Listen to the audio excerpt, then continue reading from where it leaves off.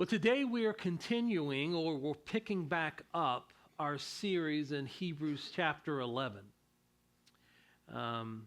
Most known for the theme of the Hall of Faith, or the heroes of faith. And as we've looked at it these last couple weeks and last month or so, what we have discovered about these amazing people is that they were just ordinary men and women who were not perfect, far from it, as we will see today and next couple weeks. They had struggles, they had faults, they had limitations. They were flawed. They were flawed people. But they had faith, not in themselves, but in God. And what separated them to make the list of the Hall of Fame of faith, it is how they responded in faith, because without works or without action, faith is useless.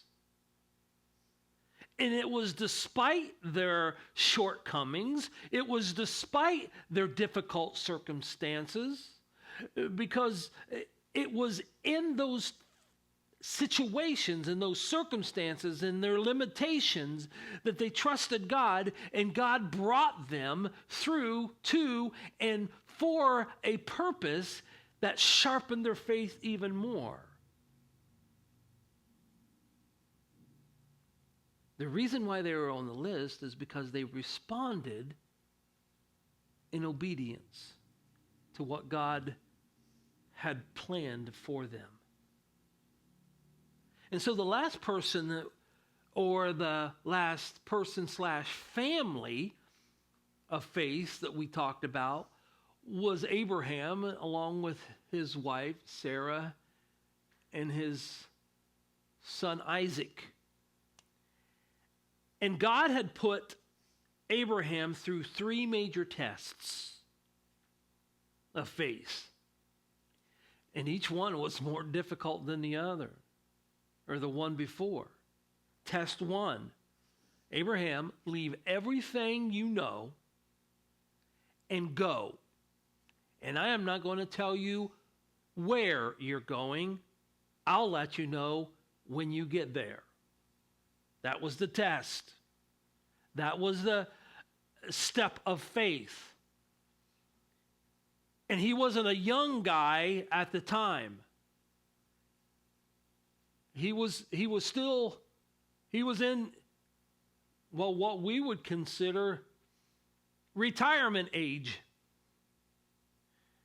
Go. And he went. In fact, Genesis 15 tells us that he believed the Lord, and the Lord counted to him as being righteous because of his obedience. Test 2. This included Sarah, Abraham and Sarah. They trusted with a hiccup. They trusted by waiting on the promises of God. God says, you're going to have a child, Sarah. She laughs because she was barren. She couldn't have it. And she had already passed the childbearing age. And God says, you're going to have a son of promise. And I say it was, they passed the test, but with a hiccup. They went ahead and tried to get ahead of God. Okay, well, maybe if we do this and do this, Abraham, sleep with my maidservant, and then, yeah, God answered it. No, that's not what I intended. And from the point where he said to Abraham, you're going to have a son,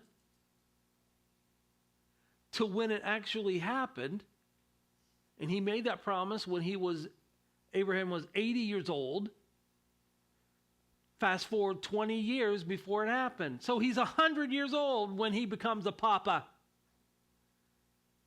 He's a great-grandparent, right?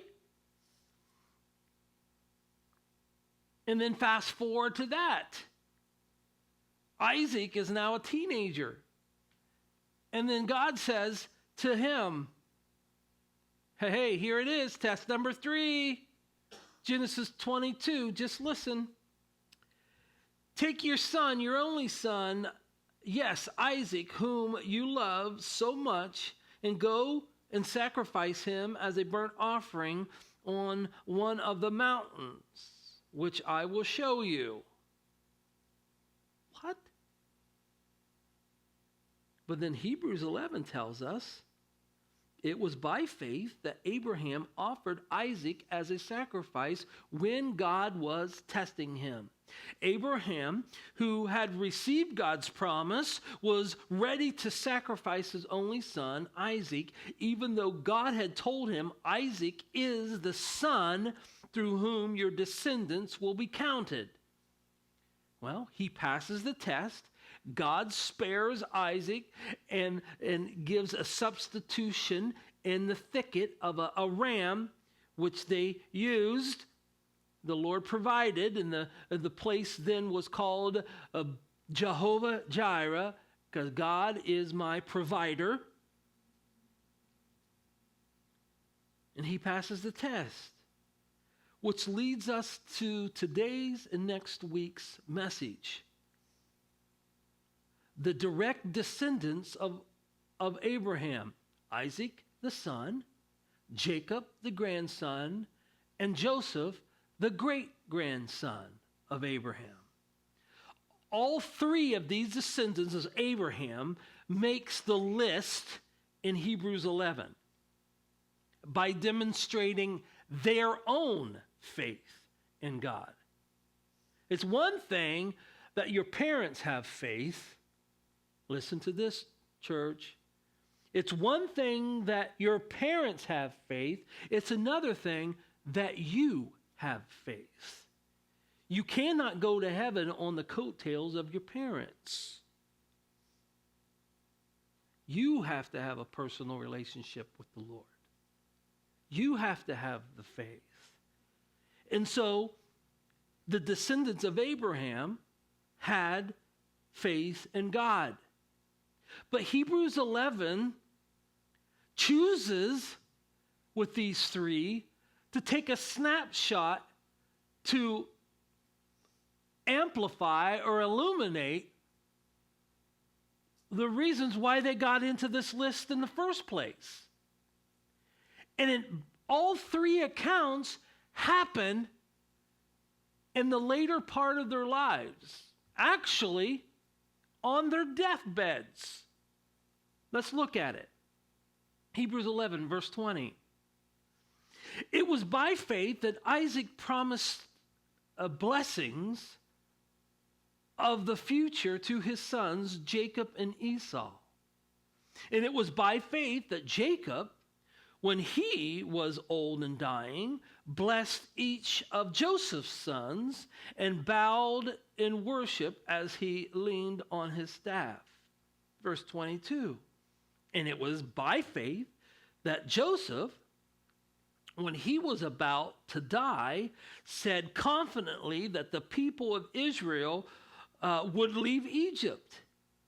He even commanded them to take his bones with them when they left. Okay. Is anyone surprised and kind of confused by those verses? Of all the things that you could have recorded about these 3, good, bad, or in between,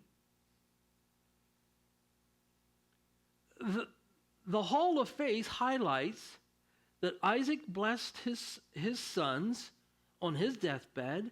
Jacob blessed his grandchildren on his deathbed. And Joseph, when he was dying, gave instructions, take my bones with you when you leave Egypt. So what is the why of these verses in Hebrews 11? For their faith. What's the why? If you have your bulletin, you write this down. By faith, they trusted God with the future promises. With the future promises. When God made his covenant with Abraham, he also made a covenant with Abraham's children and generational descendants. Let's look at it. Genesis 17:7. God says to Abraham, I will establish my covenant as an everlasting covenant. What does everlasting mean? Everlasting. It doesn't end. Between me and you and your descendants after you, for the generations to come, to be your God and the God of your descendants after you. That faith that Abraham passed on to Isaac, then Jacob, and then Joseph, and then Joseph's sons, they trusted God that he would keep his promises to them for future generations. Even as they neared the end of their lives. And so for the rest of our time today, I want to kind of pinpoint or laser focus in on Isaac. What was his focus of trust? You could write this down. Isaac trusting God with his children's future. Isaac put his trust in God with his children's future. Can we all be honest here today? Those who have children, is it sometimes hard to trust God with your children's future? You think about that. Stew on that for a minute. Ask yourself, have I really trusted God with my children's future? Think about that.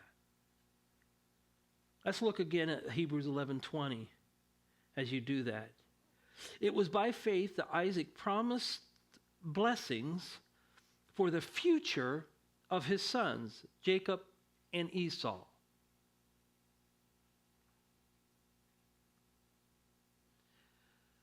We don't know a whole lot about Isaac.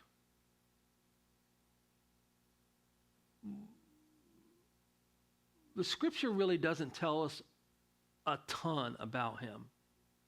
Probably because he lived in the shadow of his dad, Abraham, and the drama of his children.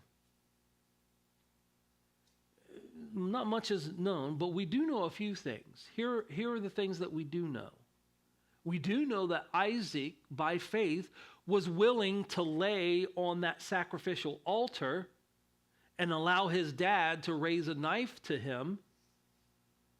He was a teenager. Abraham was old. He was over 100 years old. Don't you think a teenager could probably take an old man? He was willing.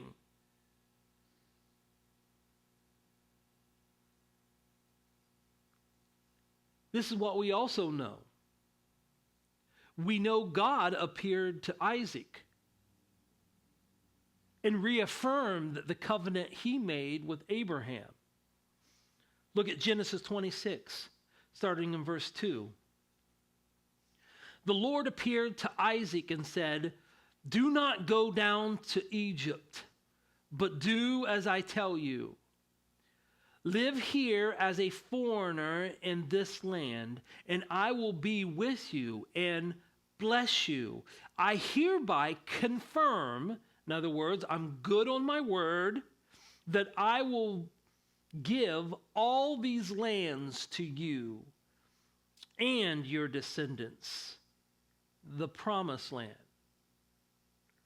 Just as I solemnly promised Abraham, your father, I will cause your descendants to become as numerous as the stars in the sky, and I will give them all these lands. And through your descendants, Isaac, all the nations of the earth will be blessed. So we know that God talked to Isaac and confirmed that promise to him. Here's another thing we know. We know that Rebekah was barren like Isaac's mom, Sarah, couldn't have children. And so Isaac pleaded with the Lord. Genesis 25, verse 21. Isaac pleaded or begged with the Lord on behalf of his wife because she was unable to have children. The Lord answered Isaac's prayer. Pause. Be careful what you pray for, because look what happens. And Rebekah became pregnant with twins. But the two children struggled with each other in her womb. In other words, it was a Jerry Springer show in her belly. So she went to ask the Lord about it. Yes, thank you for the blessings, but good night. I'm being tore up here. What's going on? What is this happening to me? She's asked. Verse 23, and the Lord told her, the sons in your womb will become two nations. From the very beginning, the two nations will be rivals, butting heads. One nation will be stronger than the other, and your older son will what?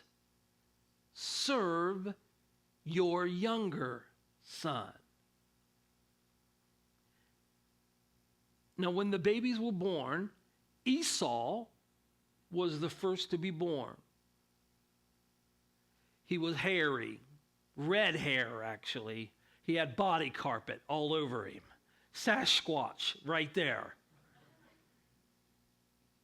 But then Jacob, he was fighting to get out first, but Esau made it out first, but Jacob had his hand on Esau's heel. Like, oh, no, you don't, kind of stuff. And then he was the second to be born. But did you notice the list in Hebrews 11:20? Which name was mentioned first? That Isaac blessed his sons Jacob and Esau. This was both significant and intentional. Why? You can write this down. God chose Jacob over Esau before they were born.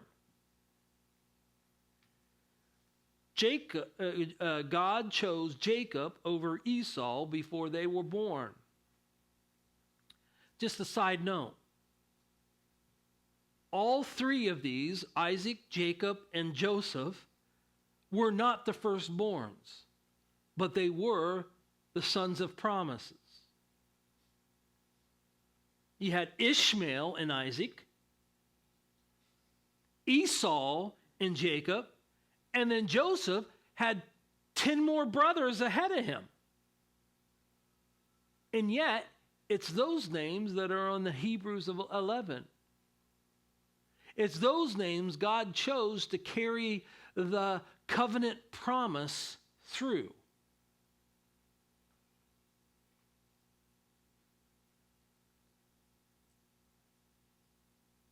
So he chooses the younger son, Jacob, instead of Esau. However, Genesis 25, this is what we also know about Isaac. Isaac's favorite was Esau. That was his favorite child. I don't know, because maybe he was envious of his hair. I don't know. His body carpet. I don't know. That he was a man's man. He was a hunter. He was rugged. Jacob, not so much. In fact, Genesis 25:28 tells us that Isaac loved Esau and Rebekah loved Jacob.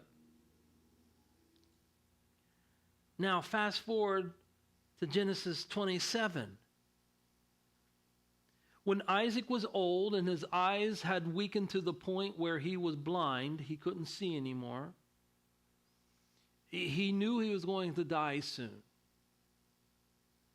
And so he calls Esau his older son, and he tells him, Esau, I want to give you the promised blessing. But before I do, I want my favorite meal. Go out, hunt me some wild game, bring it back, prepare it. I'll eat it, and then I'll give you my blessing.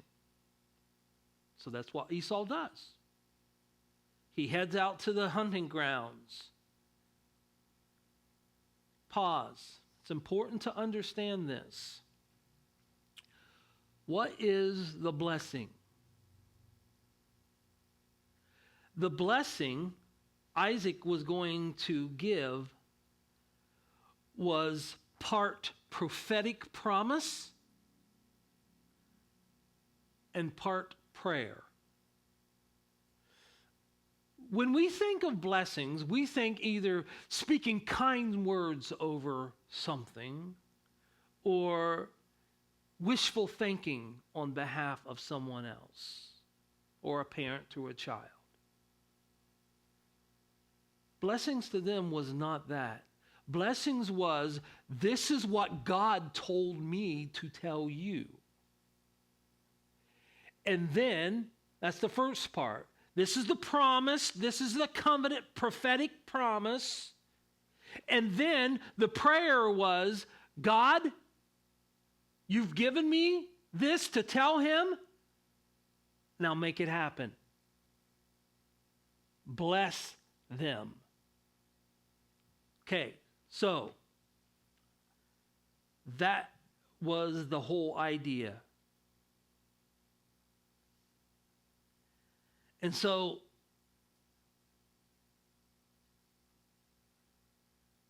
it was so important, this blessing that Isaac was going to give. It was a prophetic promise that God said, this is what's going to happen. You can write this down. In Isaac's mind, Isaac gives Esau's blessing to Jacob without knowing it. Isaac gives Esau, that's why I said it's in his mind.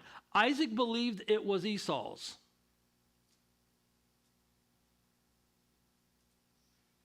And so he gives this blessing without knowing it. You can read that whole story. It's fascinating. Genesis 27, write it down. Genesis 27, 1 through 40. You want some family drama? Here you go, right here. Now, Isaac's intention was to give it to Esau. But God had already said that the blessing was going to go to Jacob. And that Jacob, not Esau, would carry on the promises of God. Remember, he tells that to Rebekah when they're fighting in her womb. Now, we don't know if Rebekah told Isaac what God had told Rebekah. We don't know if she shared that nugget with Isaac. If she did, then either Isaac in his old age forgot, or he deliberately went against God's prophetic word about giving the blessing to Jacob because he wanted to give it to his favorite son. Here's the thing. We don't know which it was. We just don't know if he didn't know, or he forgot, or he was just in deliberate rebellion to God. We don't know. But what we do know is that Rebekah and Jacob, Rebekah the mom, Jacob the son, the faves, took matters in their own hands and deceived Isaac into giving the blessing to Jacob rather than to Esau by pretending to be Esau, since Isaac was old and blind. Point blank, this was a lack of faith on Rebekah and Jacob's part. Simply because if they would have only left the situation to God, God would have brought the blessing to Jacob without any deception on their part. And unfortunately, the deception did happen, which caused a ripple effect in the family, tearing the family apart with anger, fear, resentment for many years to come, for many generations to come, in fact. There were serious consequences to their actions. And yet, Hebrews 11:20 tells us, by faith, Isaac blessed Jacob and Esau in regard to their future. So, in what sense did Isaac bless his sons in faith? Since it was a whole heap of drama.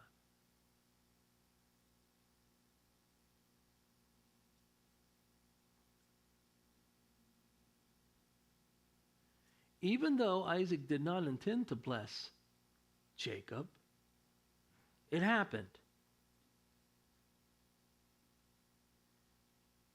And he accepted it because he knew then, without a doubt, that God would fulfill the blessing that Jacob received.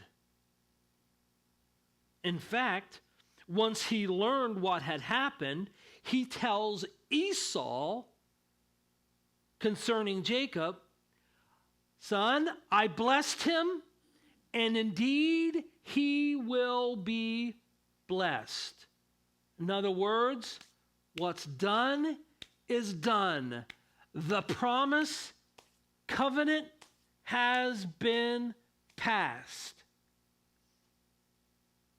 He realized he could not reverse or alter God's plan.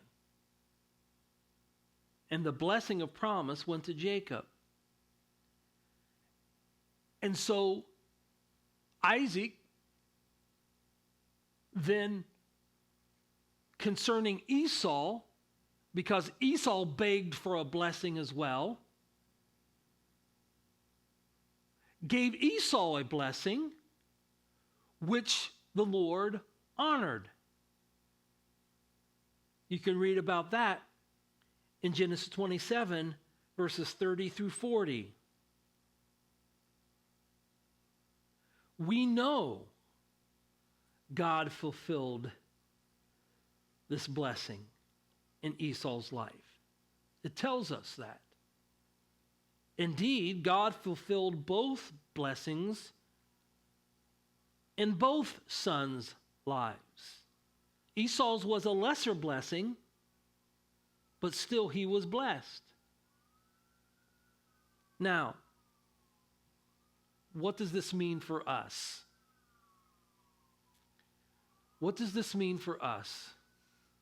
If part of faith is trusting God with the future, one of the lessons that we can take from Isaac, good and bad with his actions, is that we can trust God with our children's future. This is a very vulnerable feeling. Even when they're still in the house or when they're adults, you never, and you all can tell me, whether you're parents or grandparents, you never lose that sense of parenthood, of protection, right? And worrying about them, being concerned about them. And as we look at what this story tells us, it leads us to two places: control or surrender. Control or surrender. We can control, try to grab hold of things and just worry ourselves sick. Because that's exactly what happens when you worry about stuff. It affects you. It affects your peace. It affects everything. Time, energy, your health. Or we can learn to surrender, saying, God, I know that you have a plan for them. Your word says so. I know your plans are to bless them for their good. And sometimes it's the wisdom and scars that are beneficial with the hardships of life. And being able to surrender and say, God, because of your word tells me, I know you love them more than I do. Romans 5:8. And I know that you go before them. Deuteronomy 31:8. And I know that you created them. Psalms 139. And I know that you know them even more than I know them and they know themselves. And I know that you have a plan for them.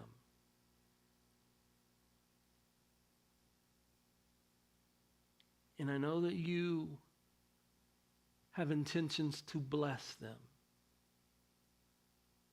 Keeping those things in mind, you can trust God with your children's future. And sometimes it means to let go and let time and let God work.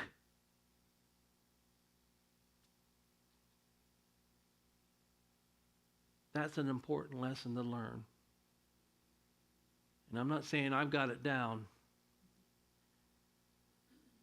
but part of the Christian journey is learning to trust God with your children and your children's future. And may we do that in faith. So next week we'll look about Jacob and what happens with that. And maybe even dive into Joseph a little.